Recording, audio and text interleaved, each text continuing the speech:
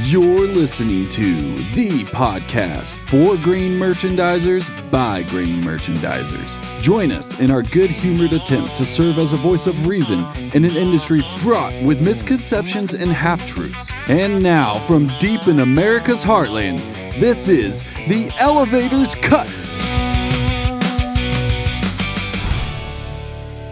Welcome back to another episode of The Elevator's Cut. I am just one of your hosts, Jason Wheeler. And I'm just another host, Roger Gaddis. And we're still waiting for more hosts to arrive, but I think this is all we got today. We keep waiting to be refreshed, and it just hasn't happened. Yeah. It's May in the grain business, Roger. When we record this, not when they're listening to this. Yeah, don't worry about that. Guys, it's June. Time You're is a listening to this, fluid it's concept, June. right? You might be listening to this in May of some future year. But definitely not a past year. Because I heard the internet's forever. So anyways, we thank you for tuning in. I know there's a lot of things you could be listening to, other podcasts that are on at this time. Uplifting. But you're listening to ours. And so that's a choice that's great. People make. I don't know if I'd recommend this one yet, but you know, I can go ahead and make a pronouncement there. So Roger, you were telling me about May in the grain business earlier. What's it like? This? What we're experiencing at this moment. A lot of nothing. It's May. Nothing's happening in May. Prove me wrong. You know, I know on our side of things, it's not a roll month because there's no June futures in the grain world. So we don't have to worry about what's the spread going to do in the next 4 minutes? That's always a tough thing. People call me up. 4-minute chart is I have really to roll wild. in 2 days. What's the spread going to do? I'm like, I don't know. Like It's going to trade. It'll go up, down, could stay the same. Possible. You have three choices. In rare cases. Yeah. Wheat harvest hasn't really got going anywhere yet. Caveat, it has started in South Georgia and probably some other southern places, but I just talked to some people there, so I know that's happening in between rains. So that is going, but generally, no one's really gotten into that wheat harvest mindset yet. If you're in a place that's going to have wheat to harvest this year, which west of Kansas City is not in that area for the most part, it's pretty rough, drought and everything. But it's generally a pretty slow month, right? Yeah, terrible drought. If you're just in grain now business, it started right? storming horrendously now that it's about time to harvest, which right. For wheat, you can't. Anyways, so that's been fun. But no, I mean, typically if you look at, say, monthly average price charts for the fall crops, I'm saying like corn and beans and stuff, you see rallies in May and June. Yeah. So we're recording in May. It's coming out in June. It's rally season. We're many years, not all years. Transitioning from that planting season to weather markets, right? And whatever gets posted by our president on social media. Those are the two things that will drive everything till pollination or pod set, whatever. Right. Pick your crop, whatever. Right. So it's kind of like the December for a grain broker, futures broker. May is kind of like the December at the elevator, right? It's after all our busy season of meetings and all that stuff at the beginning of the year is done, and nothing really new started yet. You know, when I was at the elevator, it was kind of like December. It's like harvest is done. Mm-hmm. Everybody's tired. No one wants to do anything, but you got year-end stuff coming up, but then you start it all over on January 2 or 3 or whatever the next business day is. Cutting checks, making people's lives great again. But it's like that lull there where you're just kind of like, nothing's happening. So that's kind of like what this is. Okay. Is that where they get the May-December thing? For couples, May-December romance? I've heard of that. Sell in May and go away? Is that what you mean? No. You were telling me earlier that platonic friendships has to do with Play-Doh. Yes. And we don't know how. Right. We haven't looked that up yet. But it's literally in the word platonic is Play-Doh. Mm-hmm.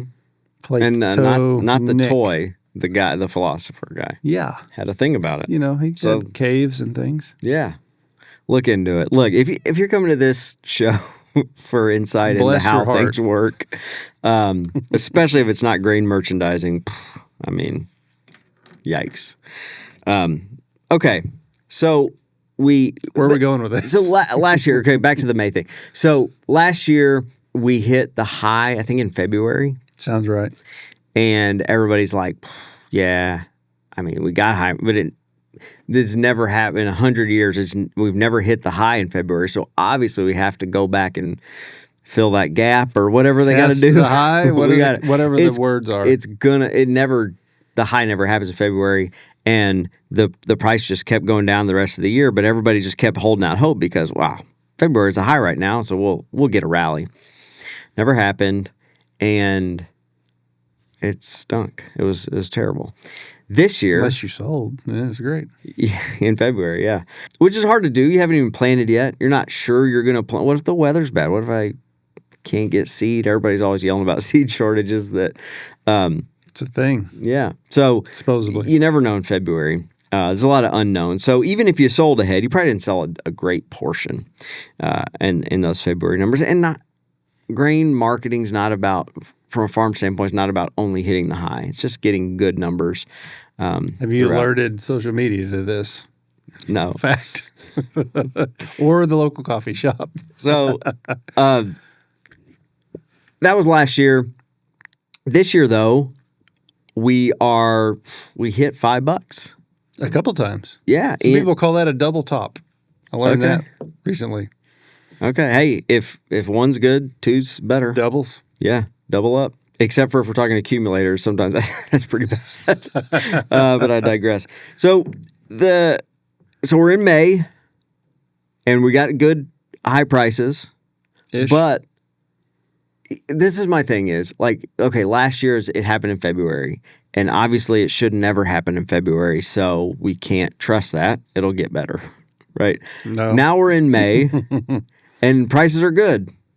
The prices have never been good in the history of the world. This is true. So not if you're a seller. They've always been terrible. I caveat that there's never been a good price to sell. But anyways, it is $5, and it's gone up to $5, and here we are in May, and typically May and June is a very common time of the year to hit the highs for your now, how do you know December that? corn. Have you looked at some chart or something that's labeled seasonals? Mm-hmm. Oh, and okay. there's also when you have compliance people and you have to say past performance is Not indicative. Not indicative. Does anyone future else ever results. use the word indicative other than that? It's not a common word. Yeah. It's like wherefore. Mm-hmm. Romeo. But thanks. that was good. But yeah, we are hitting a good number, a $5 corn, which is something people have pined for years. $5 corn, that would be a good thing, we would think. It's May, which is a typical time where we hit. May and We're June in the middle of May. are the times when it's the most common time to hit the highs of the year. I'm not saying it's the high of the year. Nobody knows. Nobody knows what prices are going to do. But $5 corn, it is May. So why? Obviously, it's a terrible price, and we should hold out for much more. As the farmers are owed much more. But why would someone think $5 is a terrible price to sell in May? Because Roger? they live in the Oklahoma Panhandle? I don't know what else reason you'd have. But I don't know. I don't think anybody would say that's a terrible price. I think some people would say, I've got FOMO, and so I don't want to do anything yet. Right. But it's a good, yeah, maybe you don't want to sell 100% of your production. I'm not saying that, but the crop's in the ground. It's growing. It's been raining quite a bit lately. So there's some moisture in the soil, which is nice. Well, who knows how long it'll stick around, depending on where you are. Your mileage may vary. But we do have, in the heart of the Corn Belt, a lot of moisture in the soil, a lot of crop in the ground. We have $5 corn. We have $12 beans. And this is really good. Do you know what diesel costs, Jason? So this is it, right? So that's why we got a lot of uncertainty. Which is wild because I don't think freight costs anything, but I think freight consists mostly of diesel. Why do you say freight doesn't cost anything, Roger? Where does that come from? I've heard it a few times from former customers. Grain elevator people? No. Their customers. Okay. Farmers. Yes. They have a much lower cost Yeah, structure. it's zero. It didn't cost me anything to run this truck. Already bought it. Jimmy Bob needs to be out of the shop anyway. I got to put him behind the wheel and go. There's no It's already cost there. fueled up. I don't have to go buy just takes place, yeah. Yeah, I don't have to go fill it up anywhere. Drive tires last forever. It's great. But, to your point about the buying and the time of year and using the calendar and the market is to help you.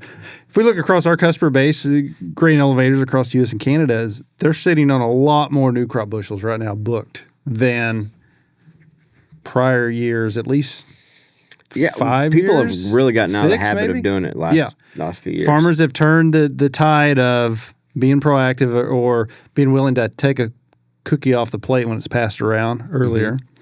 Mm-hmm. It's kind of that 2015, 2016 feel, which was, it took a while after the rally of 2012 for people to build comfort and trust in booking ahead again, that they weren't going to get blindsided by a big, either production shortfall or run up at harvest time. And that's where we're at. It was 21, 22. We had those goofy markets, and now here we are 4 years later, and guys are a little more comfortable being proactive and taking risk off the table when they can. Risk being a downside phenomenon, not an upside. There's no such thing as upside risk if you're a seller. I know that's not a popular thing to say today, but it's true. And so anyway, there's been a lot of people are actually walking the walk, not just talking the talk this year, just by looking at short futures positions for new crop months. So now we're kind of getting that place where you've got some people, producers haven't sold yet, and they're still going to wait. You always have those. Maybe that's 10%. You got 10% that's booked, maybe up to their insurance guarantee already, and they're comfortable there. They'll wait and see what happens and get closer to harvest. And then that other 80%, you've got a mix of people sold from 20% of what they expect up to half maybe. Mm-hmm. Those are the guys that'll be getting some more stuff sold over the coming month or two, or should be, if you can help it. So, there's still a lot of grain buying to do over the next couple of months going into harvest. Yeah. And so the question becomes how much do you want to push as an originator? For fair reasons, will basis get lower harvest? So we're going to have a big crop here. Right. Do I want to own whatever I'm bidding today when I think we're going to be overrun and basis will be low at harvest? Maybe I should just not try to twist guys' arms. Maybe I'll just be like, here's a price, take it or leave it, whatever, and see what happens. So there's always a thing. Getting ownership by the end of harvest is a great goal to have. The bulk of if you can own 95% of the grain you handle by the end of harvest, great. Perfect. Mm-hmm. That's a great goal to shoot for. Doing all that in May, I don't know. Right. Maybe you don't want to. Maybe you there's some kind of internal metric you use to decide if you want to keep buying or not at these levels. Like if someone wants to sell to you stuff, you're going to buy it. That's fine. Yeah, but as far as like pushing, well, should you always continue to be pushing out there? Yeah. That's a great point. I mean, the farmer, the point I was trying to make, but poorly as always, is like this is a really good price. It's that time of the year where we typically hit highs of the season, of the year.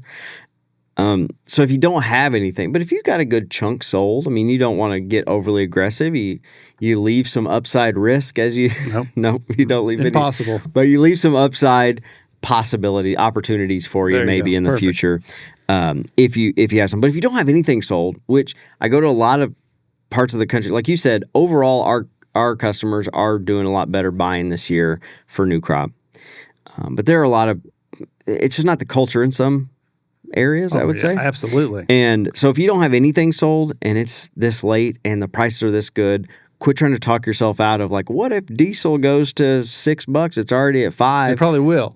Okay. If you push a lot of times people get like numbers like that, which is, it's definitely on the board. I'm not saying it's not, but what does that really mean if you put that into your whole cost per bushel and what's your break-even price? How much does that change your break-even price? If you're just thinking about that just off the top of the head, that it costs a ton of money when I go and fill up, whatever, you're thinking this is going to add, I'm going to need an extra $1 a bushel. I've worked with folks, and if you actually get down into it and you figure out what it actually raises your cost per bushel, $1.50 a gallon of diesel, depending on what you're running and no-till, blah, blah, blah. But like it doesn't really add, definitely doesn't add $1 a bushel. It adds like now, Jason, 20 cents a bushel. I've maybe. been told, and some people are much less than that. I've been told that, contrary to what most people may think, that many times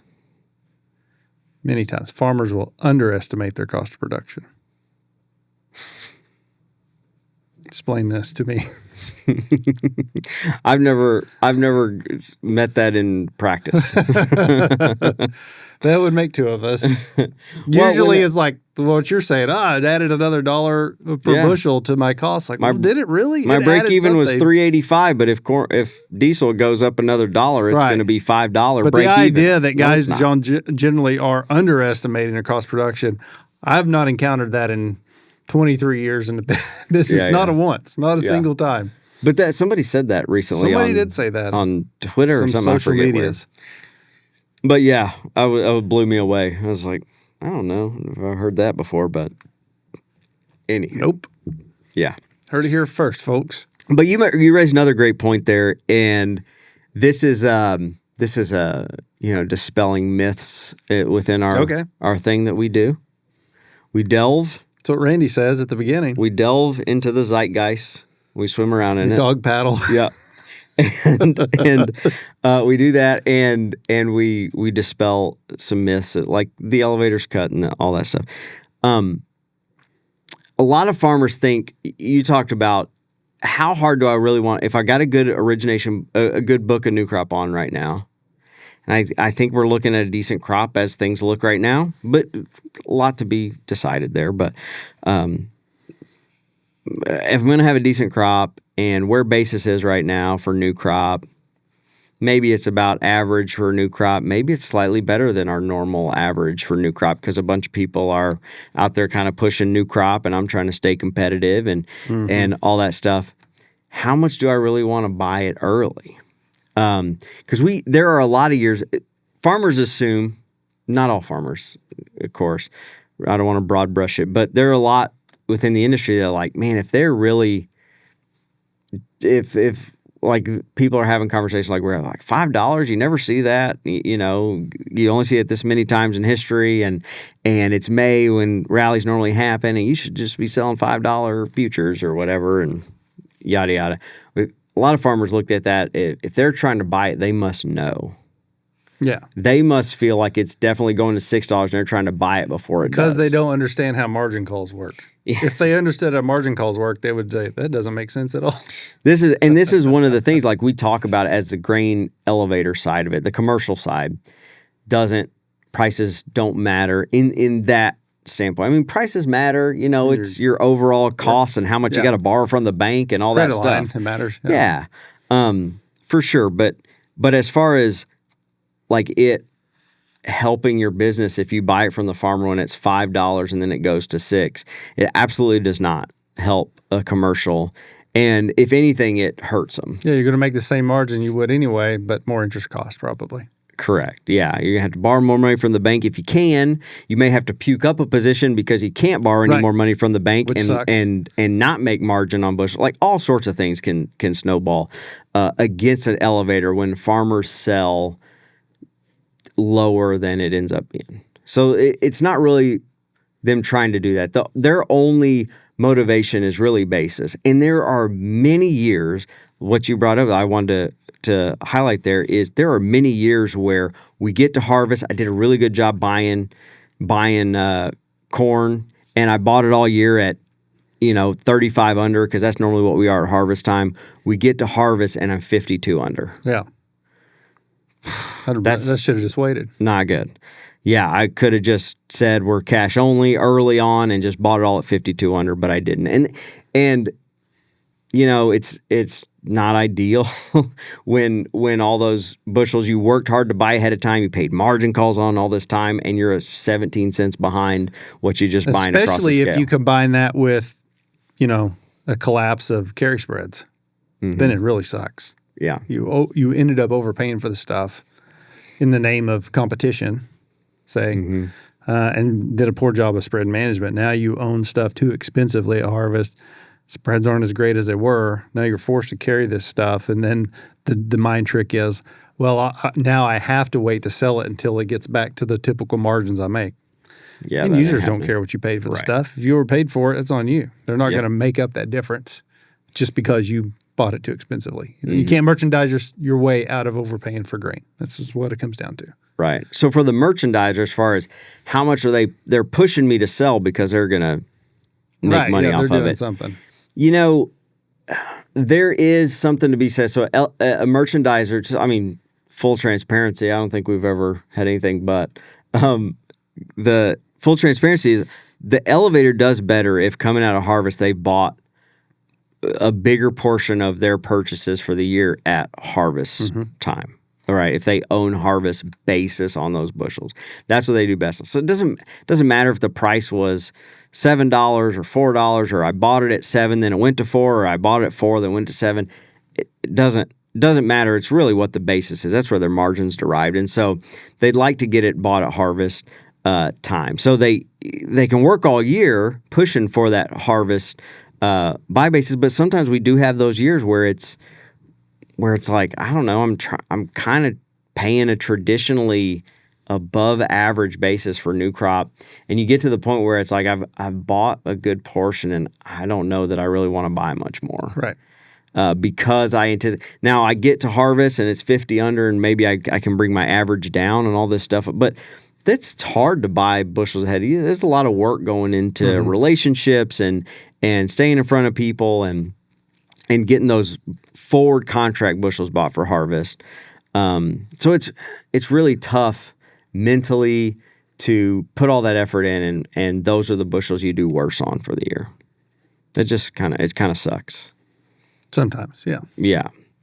So anyways, I will say, so from the farmer standpoint of like a elevator pushing you to sell stuff, they're really just doing it because, one, they want to have you have a good price. So when we get to harvest, if the prices are low, like a lot of times they are at harvest time, if you sold a good price ahead of time, they feel better about that. It seems like everybody there's- feels better about that. But sometimes the basis is not gone in their favor. Right. They only helped you. They did not help themselves. And so they're never trying to push you to sell because they think prices are going to go up and they'll make money off of it. That's just not how it there, works. in any industry, and ours is no different, is there the occasional bad actor? Yes, for sure. Now, it seems to me that the whole idea of, well, they're just trying to buy because they know something's going up, is a good excuse to tell yourself not to act because you're scared to act or don't want to act or you're fearful of missing out. When I say scared, that's what I mean, FOMO. Yeah. So you say, well, I'm not going to do it because they know something I don't. It's crazy talk, but I think that is the reason why a lot of guys want to act on stuff is for that. I have FOMO.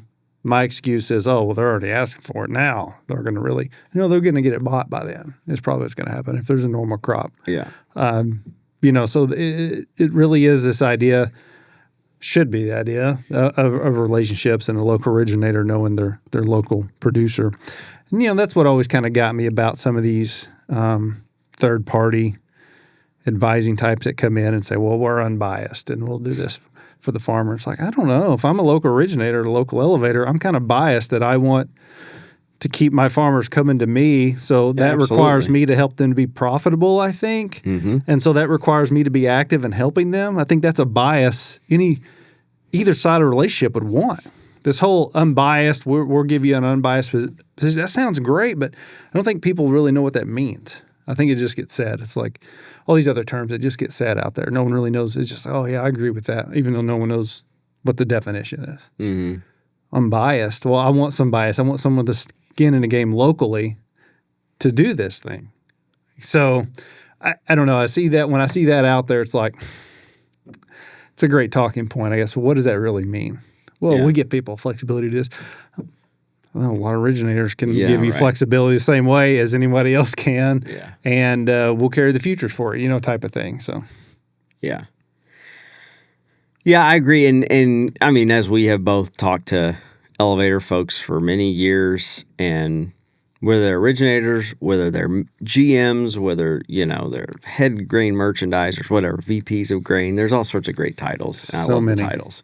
But no matter what the title is, it's crazy to the extent like they will bend over backwards and even do things that are detrimental to their business just because it's like, we're here for the farmers and we're going to help them, and we're going to, they're having a tough year and we're going to, do this thing. And to the extent where it's like, we're going to give everybody a push on X because of, and a lot of times, I mean, in my opinion, it doesn't make sense for them to do.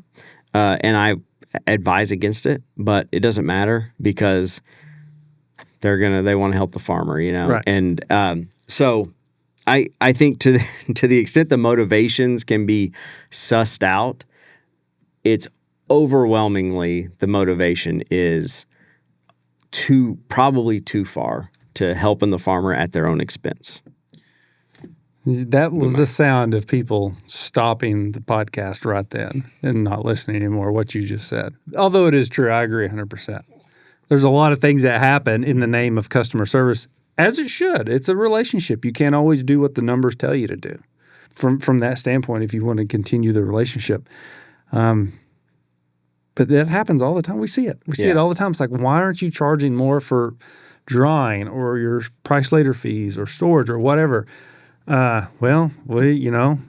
guys have got a tough year and we're trying to help them out. Whether it helps them out or not is another thing. But the idea is we're not going to stick it to someone when the price is already low. Even though we're buying a bunch, it's hard to drop our basis. We know we should, but we can't because the guys are in a tough pickle already.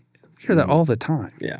And no one really sees it because they just see what other bids are doing from all around. Like, everybody's just, paying what they have to pay. But there's a lot of times. And again, I understand if you're a farmer listening to this and you hate elevators and you're like, that's their fault.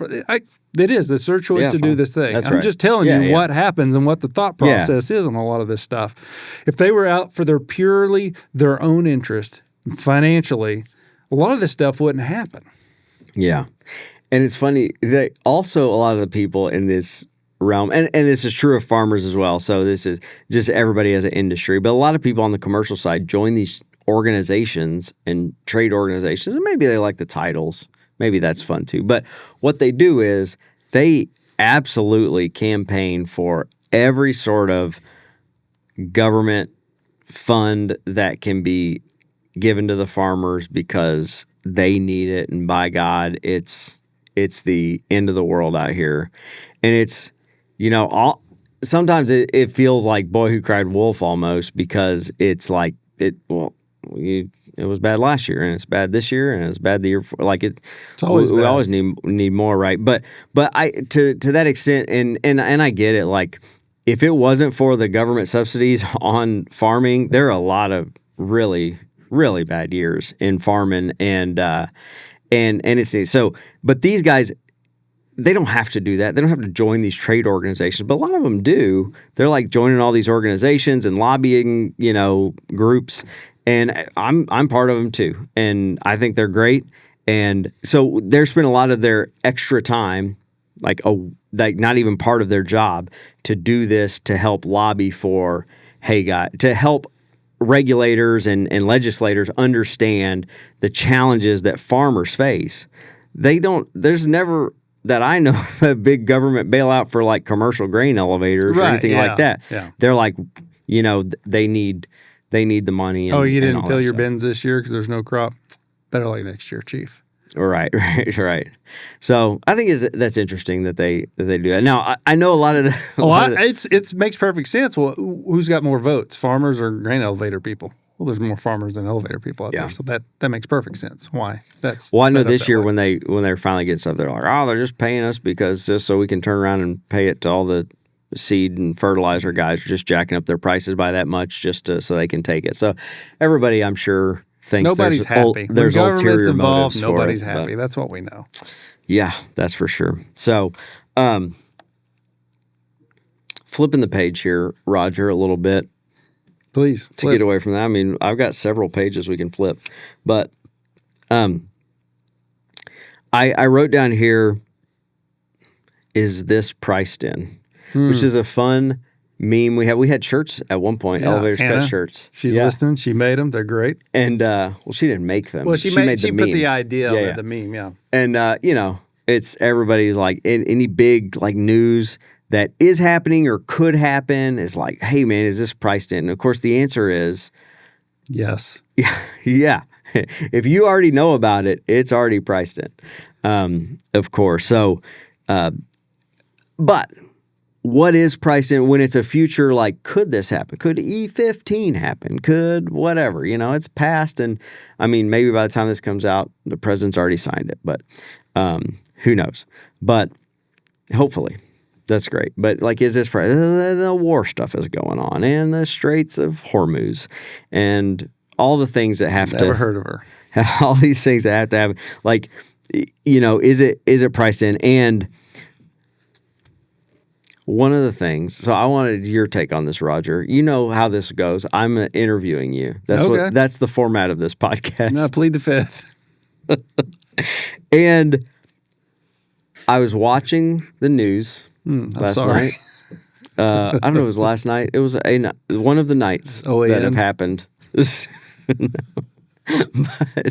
but they were talking about, are you ready for this? As ready as I'm going to be. The disclosures of the UFO disclosures, Roger. And I'm very well read on this topic. Yes, you are. And by read, I mean I've listened to podcasts. It's the same thing. And, it's like audiobooks. That's what podcasts are, except not this one, because this is, okay. This one's never on hold at the library. Yeah. But anyways, all this stuff happens. Roger, the UFOs, the government has admitted to them. I never thought I'd hear it on normal news, but, news is having a tough go of it right these days. They've got to step it up. They've got to enter into the conspiracy podcast world, maybe, and maybe that's what's happening here. But they discussed the disclosures that the government has now made, and I just want to know, Roger, UFOs, they're here. Well, they've said they have them. They have dozens of crash retrievals, including species they have recovered from the crash retrievals, up to 4 different species. I could name them if you want, but I won't get into it. I just want to know, is this priced in? Yes. Are you sure? Yes, and here's why. Let me know. UFO. A lot of people mistakenly assume that means unidentified flying object. That's not what it means. That's unfortunate for those people. It is. It means unidentified foreign odor. We've had this grade in grains for a long time. It just is called COFO. So it's obviously priced in. If your grains stink, you're getting less for it. End of story. No aliens required. That's good. No, I'm excited about all these disclosures because as people who've listened regularly to the podcast, which is like Randy because he has to. People that are mentally disturbed. What does disclosure actually mean? We break it into 2 words: disc and losure. Mm-hmm. I know what a disc is. Disc is when the crop goes bad and we can't grow it anymore. Oh, you disc it in. That's right. What's losure?